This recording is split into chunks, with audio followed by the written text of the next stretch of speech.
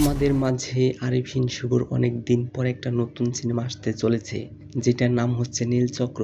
নীলচক্র এই নামটা শুনে একটা রহস্য, একটা সাসপেন্স মাথার ভেতর ঘুরপাক খেতে শুরু করে। আরিফিন শুভ একজন অ্যাকশন হিরো না, যেন একজন নীরব বিপ্লবী।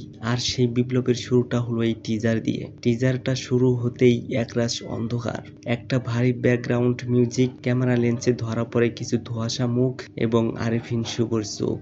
সে চোখে ভয় নেই, আছে জেদ, আছে প্রতিশোধ, আর আছে একটা মিশন। সে বলে, আমার যুদ্ধটা সত্যের জন্য। এই একটা মাত্র ডায়লগ কাঁপিয়ে দেয় বুকের ভেতরটা। টিজারের পুরো গল্পটা বলা হয়নি, কিন্তু যতটুকু দেখানো হয়েছে তা থেকেই বোঝা যায় এটা কোনো সাধারণ গল্প না। এটা যুদ্ধ, ন্যায়ের পক্ষে, অন্যায়ের বিরুদ্ধে। ভিজুয়ালস, ক্যামেরা ও কালার স্কিম সব মিলিয়ে টিজারটা যেন একটা নতুন সিনেমাটিক কবিতা।